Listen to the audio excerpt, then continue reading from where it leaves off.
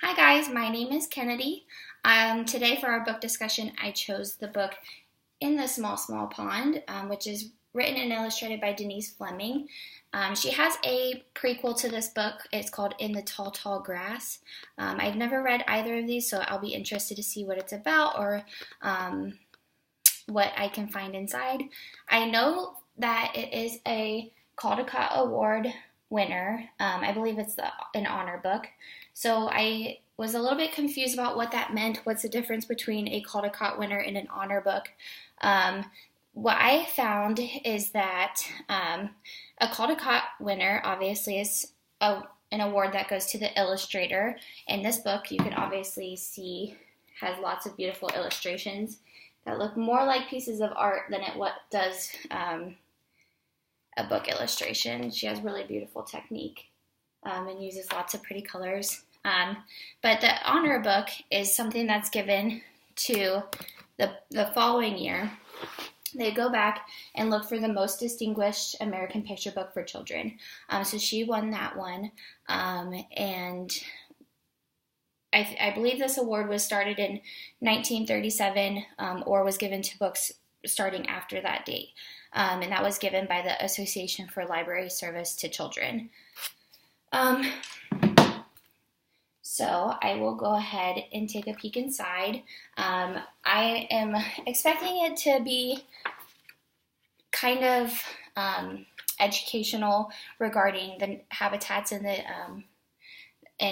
Northern America, the wildlife that lives there, and then as well, I did a little research into it before I started, and it said something about how you get to see the seasons change, which is really fun for kids. So they're blindly learning that the difference.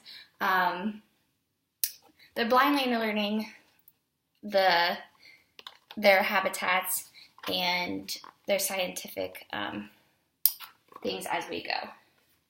I'm sorry, I'm nervous. So this one is published by Henry Holt and Company, and it was in New York. And it says, "For David, still the one." So it must be her husband. So, In the Small, Small Pond by Denise Fleming. In the small, small pond,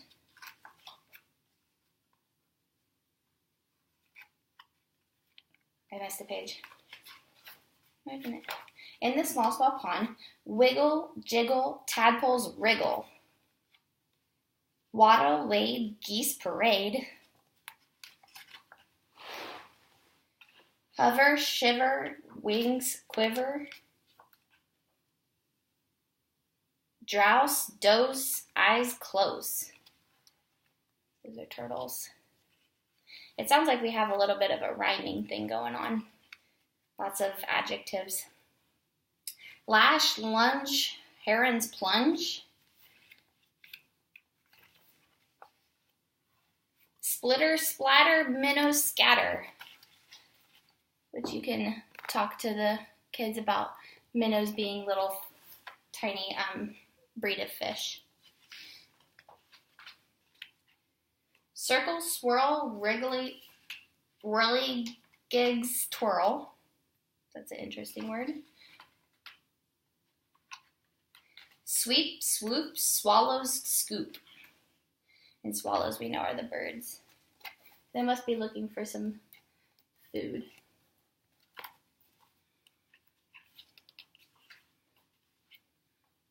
Click, clack, claws, crack.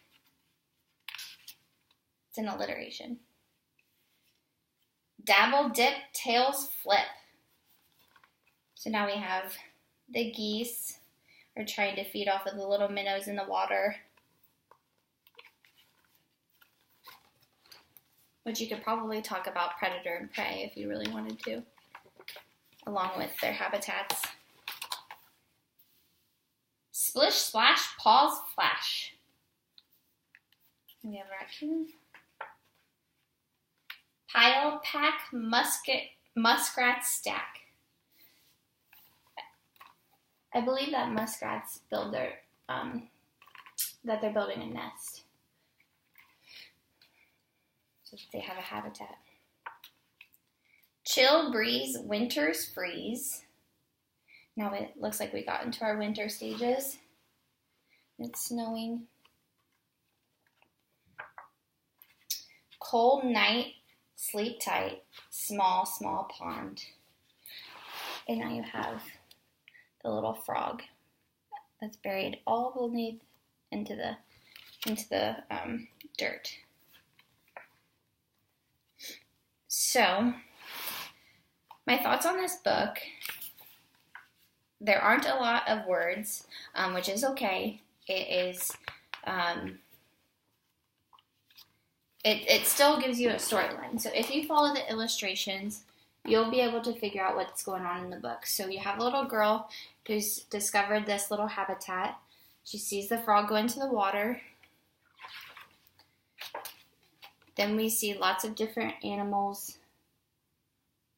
I think they're tadpoles. That must be the mommy. Those must be her baby tadpoles. So you see them in the water. And on the next page, you get to see her geese and her duckling, which is kind of fun. So the first page, we saw the toad and the tadpoles. And then the next page, you see a geese and her duckling. So it's kind of fun. You get to learn about the name for the babies that the mom has. On this page, you just see the frog coming out of the water and exploring some fireflies or dragonflies. Then following that, you get to see the turtle who live on top of the wall. They live up here on the soil, but they do go into the water. And there's the froggy again. The frog seems to be on every single page, so it must be that he is the main part of this this book. It's all about the frog and what he sees. So on this, we go back to the geese. Right, these are herons. So we go back to the birds, and they are using the habitat as their drinking water. So they have this for necessity. They need this. And in the background, you can see lots of wildlife and grasses so that these animals are protected and getting the proper nutrition that they need. Then we have our minnows, which the frog discovers under the lily pads. I love all the colors in this book too. It's lots of fun to look at.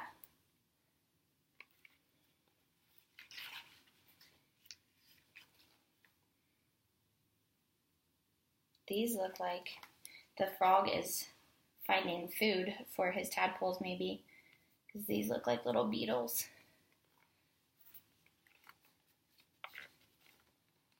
I didn't notice this before, but the rings in the book are little, like, you know when you see the like a fish in the water when it blows air, and it has like the rings of air pockets that come up. So that's fun. Then our froggy's down here in the corner, and he's looking at these birds who are coming to eat as well, probably the minnow.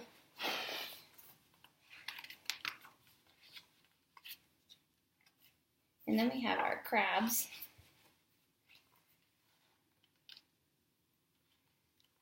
And there's the froggy. And there we can see the geese are eating the minnows. And we have our froggy.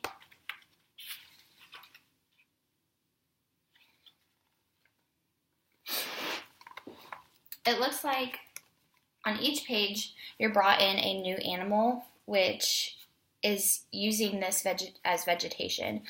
So obviously, it's showing you that habitats have different meanings or different purposes.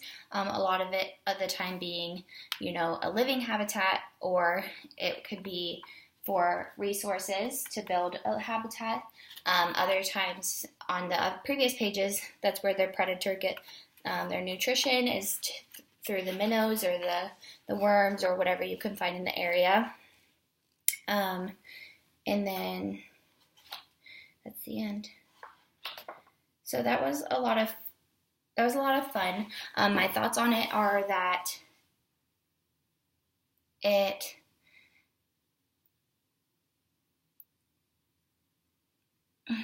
don't know how to say this.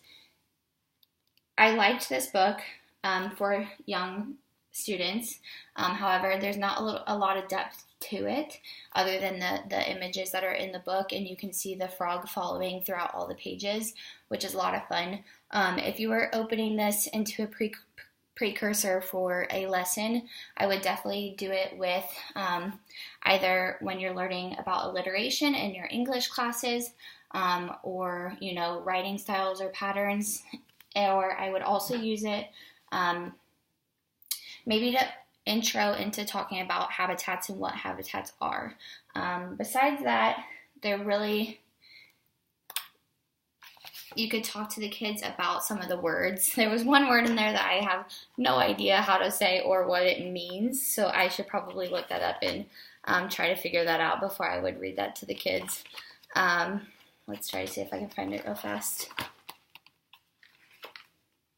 And then also the vocabulary in this book is also something that you can discuss with students, as what are minnows? What do these words mean? There it is. Whirligigs. Which this page is all fun because it comes on here and brings it around. But yes, I will have to search what whirligigs means.